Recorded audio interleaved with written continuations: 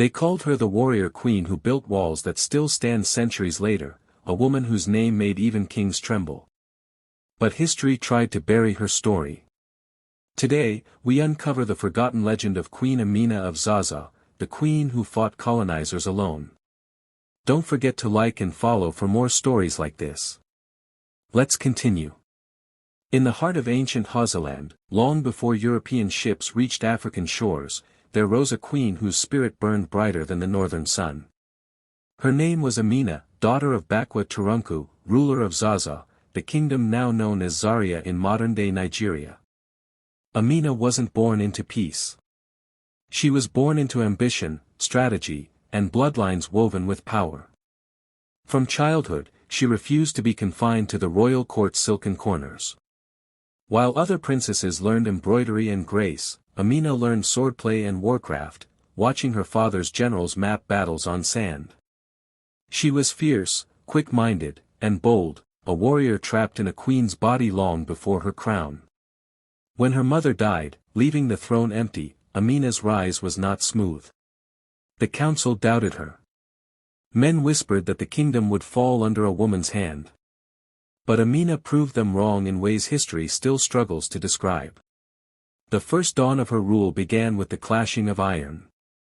Her armies, tens of thousands strong, rode under her command as she charged across the savannah on horseback, her bronze armor glinting in the golden light.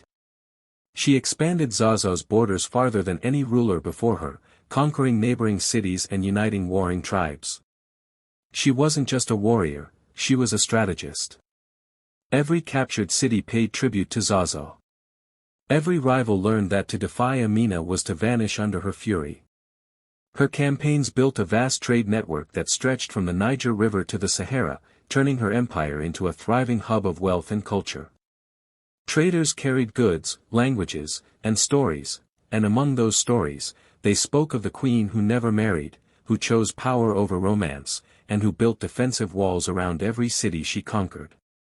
Those walls, known today as Amina's walls, still whisper her name through the dust of time.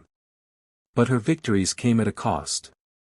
The colonizers had not yet arrived, but their whispers were already traveling down the trade routes. The Portuguese, hungry for gold and dominion, had begun mapping the lands beyond the coast.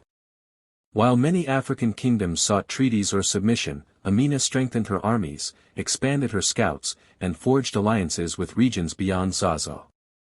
She sensed what was coming, a darkness wrapped in foreign smiles and flags. She was determined that Zazzau would never bow. Legends say that her sword, forged from meteor iron, could cut through armor like cloth. Some even say that her spirit could not die, that her body turned to flame on the battlefield rather than fall to foreign blades.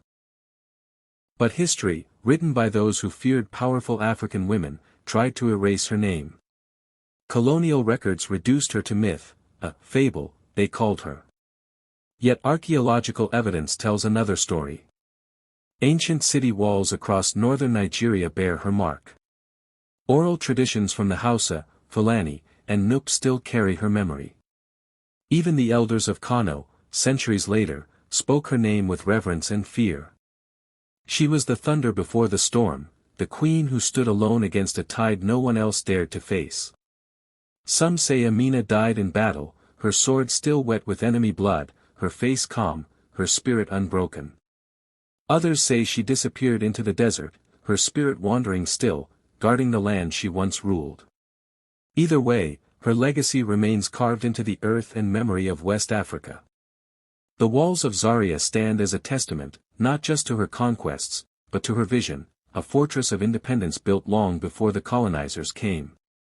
Centuries after her death, her name became a rallying cry for African women who refused to be silenced.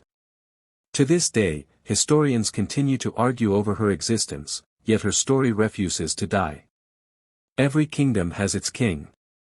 But only one queen ruled with the fire of 1,000 warriors and the wisdom of 1,000 scholars.